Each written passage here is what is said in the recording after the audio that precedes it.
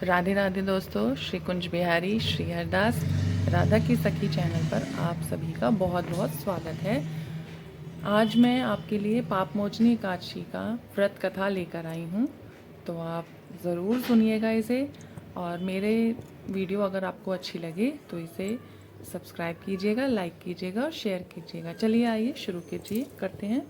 धर्मराज युधिष्ठिर बोले, हे भगवान, आपने फागुन मास के शुक्ल पक्ष के एकादशी का महात्म्य सुनाया। अब कृपा करके चैत्र मास के कृष्ण पक्ष की एकादशी के बारे में बताइए। उसका क्या नाम है, कौन से देवता की पूजा की जाती है और उसकी विधि क्या है।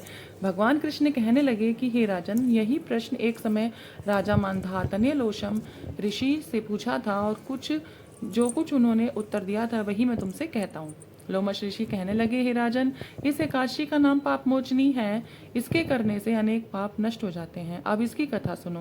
प्राचीन समय में कुबेर का चैत्र रथ नाम का एक बाग था। उसमें गंधर्वों की कन्याएं किन्नरों के साथ विहार करती थी। वहाँ अनेक प्रकार के पुष्प खिल रहे थे। उसी वन में अनेक ऋषि तपस्या करते थे। स्वयं इंद्र भी चैत्र और वैशाख मास में देवताओं सहित वहाँ आकर क्रीड़ा किया करते थे। वहीं अपने आश्रम में मेधावी नाम के एक ऋषि भी तपस्या करते थे। वे शिव के परम भक्त थे। एक दिन मंजू घोषा नाम की अप्सरा ऋषि को मोहित करने का विचार कर भय के मारे उसके समीप तो नहीं गई, परंतु दूर बैठकर वीणा पर मधुर गीत गाने लगी। उसी समय कामदेव भी मेधावी ऋषि को जीतने के लिए तैयार हुए। उन्होंने उस सुंदर अप्सरा के भ्रू को धनुष, कटाक्ष की डोरी, नेत्रों को संकेत और कुचों को कुरी बनाकर मंजू घोषा को सेनापति बनाया। उस समय मेधावी ऋषि भी युवा और हष्ट पुष्ट थे, साथ ही यज्ञोपवीत तथा दंड धारण किए हुए ब्रह्म तेज से युक्त थे। मंजू घोषा ऐसे सुंदर ऋषि को देखकर उनकी सुंदरता पर मुग्ध हो गई और अपने गीत और चूड़ियों और नुपुरों की झंकार और नृत्य कला द्वारा हाव भाव दिखाकर मुनि को रिझाने लगी। कुछ समय तक यही क्रम चलता रहा और अंत में कामदेव ने ऋषि को पराजित कर दिया। फलस्वरूप ऋषि मंजू घोषा के साथ रमण करने लगी। काम के इतने वशीभूत हुए कि उन्हें और रात्रि का कुछ भी विचार नहीं रहा। इस दिन बहुत दिन बीतने पर एक दिन मंजू घोषा बोली, हे मुनि, मुझे बहुत समय हो गया है, अब स्वर्ग जाने की आज्ञा दीजिए। तब मुनि बोले, आज इसी संध्या को आई हो तो प्रातःकाल होने तक चली जाना। मुनि के ऐसे वचन सुनकर अप्सरा कुछ समय तक और रुकी। अंत में उसने पुनः मुनि से विदा मांगी तो मुनि कहने लगे कि अभी तो आधी रात भी नहीं हुई है, कुछ समय और ठहरो। यह सुनकर अप्सरा ने कहा कि महाराज, आपकी रात तो बहुत लंबी है, आप जरा स्मरण कीजिए कि मुझको यहाँ पर आए हुए कितने वर्ष बीत गए हैं।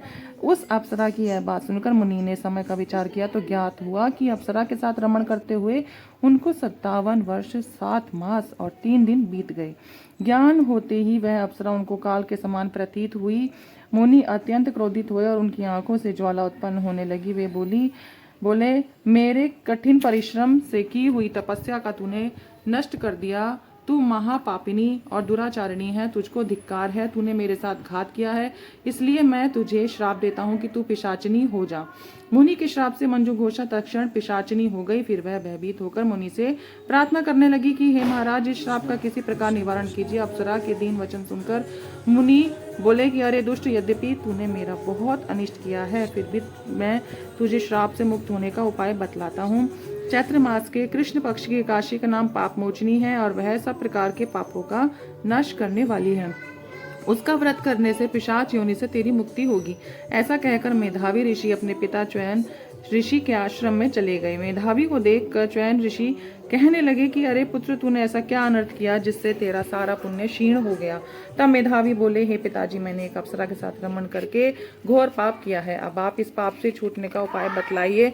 तब च्यवन ऋषि बोले कि हे पुत्र, चैत्र मास के कृष्ण पक्ष की पाप मोचनी एकादशी का व्रत करने से सब पाप नष्ट हो जाते हैं, इसलिए तुम इस प्रकार से व्रत करो। पिता की आज्ञा पाकर मेधावी ऋषि ने भी विधि पूर्वक इस व्रत को किया, जिससे उनके सब पाप नष्ट हो गए। उधर मंजू घोषा भी व्रत के प्रभाव से पिशाच योनि से मुक्ति पाकर दिव्य देह धारण करके स्वर्ग लोक को चली गई। रोमश ऋषि बोले, हे राजन, पाप मोचनी एकादशी के व्रत को करने से सब पाप नष्ट हो जाते हैं। इस कथा को सुनने और पढ़ने से 1000 गौदान का फल मिलता है। इस व्रत को करने से ब्रह्म हत्या, गर्भपात, सुरापान, गुरु पत्नी से प्रसंग आदि सब पाप नष्ट हो जाते हैं। अंत में स्वर्ग की प्राप्ति होती है। हरे कृष्णा, राधे राधे। तो दोस्तों, आपको यह कथा कैसी लगी ज़रूर बताइएगा और मेरे चैनल को सब्सक्राइब ज़रूर कीजिएगा। अगर आप एकादशी का व्रत नहीं भी करते हैं तो भी आप यह कथा ज़रूर सुनिएगा और एकादशी पर यह कथा सुनकर पूजा अवश्य करनी चाहिए। चाहे कोई व्रत ना भी करे तो भी उसे एकादशी के व्रत का पूरा फल मिलता है। तो ज़रूर सुनिएगा ये कथा।